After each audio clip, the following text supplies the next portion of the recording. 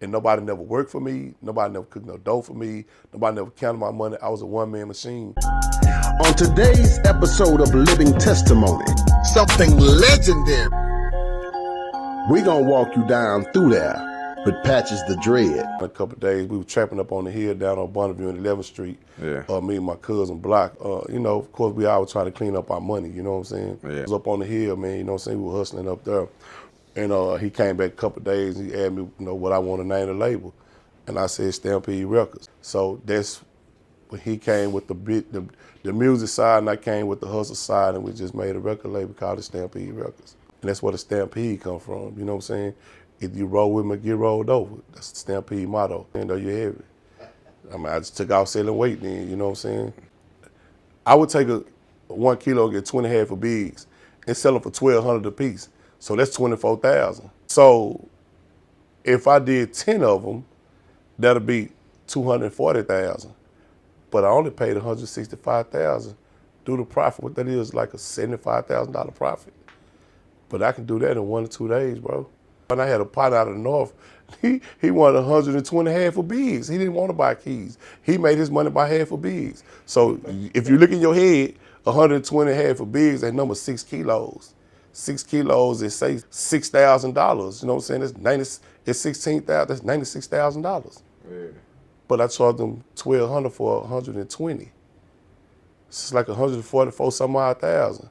So I profit $48,000 off of him. You see what I'm saying? Yeah. So I mean, it's just, you know what I'm saying? Like, I changed the game with the dynamics of the numbers. See, if you do numbers, then you win. So now, man, we got superstar athlete, you know what I mean? Exceptional kid athlete, superstar high school athlete, you know. We got street star, you know, successful in the league. We ain't even talk about you breaking your neck in the semi-pro, you know what I mean? We just we skipped that because your story's so interesting. There's so much to it. So now we got, you know, regional bowl, and then now you've confined to a cell, man. Talk to us about what that Fed life was like. We talking about the feds, right? And they say the feds 95% conviction rate, all that other kind of stuff. Dude, Mike, you know what I'm saying? This dude, you know what I'm saying? The police officer, David Boston, he just, you know what I'm saying, started terrorizing everybody, bro, because he had CIs that was, I guarantee you, from the 2006 all the way up to maybe 2010, he probably got 500 dudes out the city, north, south, east, and west. So, go ahead. So 36 man indictment. And 2 dudes knew that they was trying to go get him from David Wells bail bum, and they go get him. David tell him he'll flight risk, give me $8,000. They go up there with $6,500. He wouldn't take it. They go back 3 days later with the $6,500, and David said, "Well, give it to me." So when they get there, David run his name and say the feds got a hold on him. So at that particular time, man, both of those guys knew that the feds had him, bro, and they should have just went on and just came back to the clique, you know what I'm saying, telling everybody, that the dude Mike, that the feds had him, you know what I'm saying, which did nobody know but those 2 dudes. So when Mike pop up, they just think he just got out of, jail, you know what I'm saying? But nah, man, he got out working like a mug, man, you know what I'm saying, and just, man, he just started taking people down, bro, you know what I'm saying, from east to west or wherever he was putting them from, because a lot of people don't understand how a conspiracy works. It could be one dude at the top, he could go for somebody from the left and somebody from the right. Them 2 dudes don't even know each other, but they're on the same conspiracy, you know what I'm saying, because the one dude in the middle is the main dude that served both people. So that's how a conspiracy works with a lot of people who don't know people that they be on cases with, you know what I'm saying? And there was a lot of dudes on this case, man, that, I didn't know, you know what I'm saying? I probably knew just all the dudes, maybe like 8 dudes at the most, if I can just sit back and just run through it. Like the Biggs dude, Marquise, L.A., Lil New Jack, Lil Brandon, Dukas, my cousin, you know what I'm saying, like Lil KT and Marshall. It was about 9 people that I actually knew, you know what I'm saying, that was on the case, but all of them was workers though, bro. Yeah. They was nobodies, you know what I'm saying? Oh, besides this dude named Merle is 10, told a 10, you know what I'm saying? Merle is an artist who's on on my record label, you know what I'm saying? The South and the East, you know South what I'm and the saying? Yeah. So that's what I do know, you know what I'm saying, as of, after I got the indictment. Of course, over the years, you bump into people, you learn who they are, you know what I'm saying? So, yeah, that's how it go down. Some people, I just feel like it was a weak case. I feel like, the DPD started working with the feds, but that's just how the ball bounced, bro. The dude, the police officer had a lot of dudes working for him. You know what I'm saying? It's too many ways of the feds, bro. Like for them to really trap you. You know what I'm saying? Like if they come after you, it's because they got something on you. You know what I'm saying? Not and let alone that, like I got a sheet of paper with like 20 names on it with dudes and wrote the DA said they'll come back and testify on me if I go to trial, you know what I'm saying? So I wasn't gonna never go to trial, you feel what I'm saying? Like that'd have been the craziest thing for me to do because dudes out the blue trying to save their ass by saying I served them work, you know what I'm saying? And my exact thing to the feds was, but I done done 100, I done done 200-300 shows.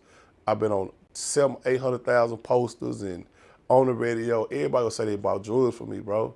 So y'all got me up here like a sitting duck. So yeah, I'm a plea out. You feel what I'm saying? Like that's the smartest thing for me to do. I'm not gonna sit up there and go fight and try to fight something that I don't have no leeway to fight. You know what I'm saying? Because on the case I was on, like I said, man, they gave dudes 18 months probation. They even let some of them go home, bro. You know what I'm saying? So I feel that it was the weakest case. And truth of the matter is, the main dude on the case, rest in peace to Biggs, I was giving him quarter ounces and half ounces. He wasn't buying no work. You know what I'm saying? It just, you know what I'm saying, what they call me is what they call me at. But they just really thought they was gonna get so much out for me, you know what I'm saying?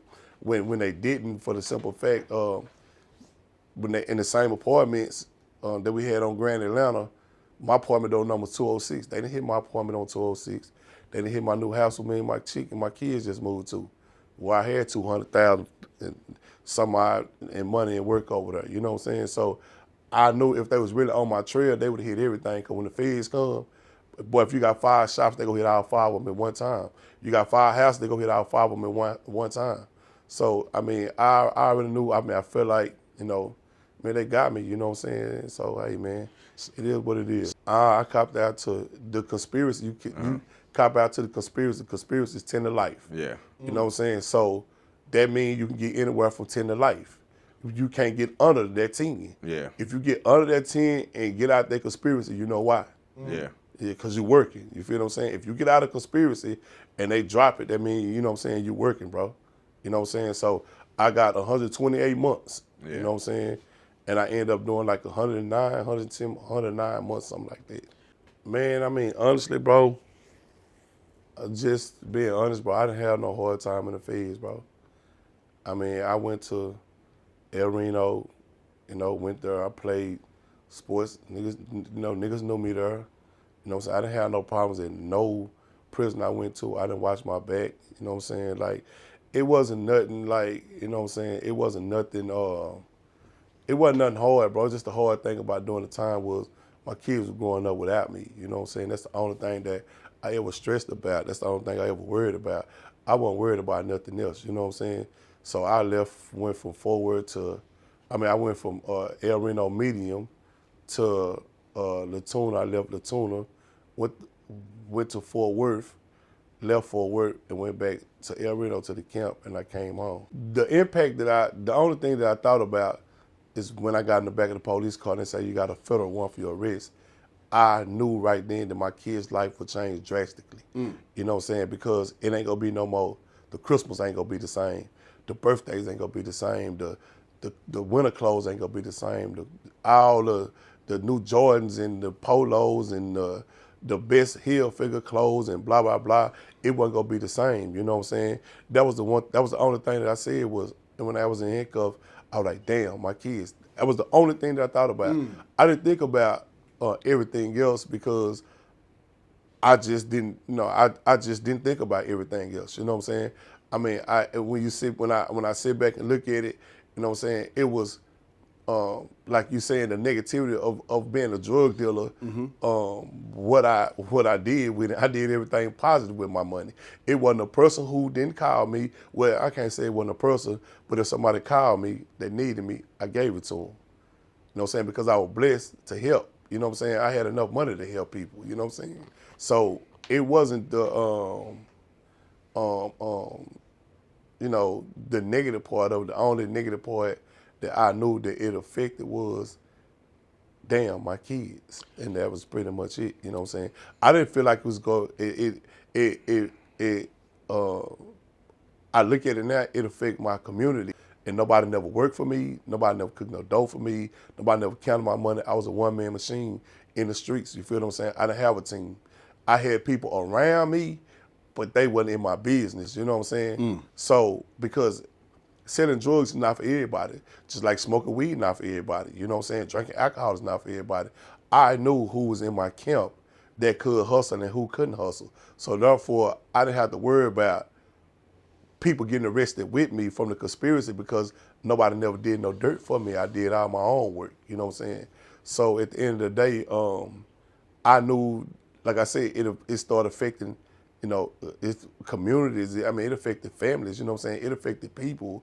I mean, I just hear so many stories of, how a person just hit flat rock bottom when I got arrested. You know what I'm saying?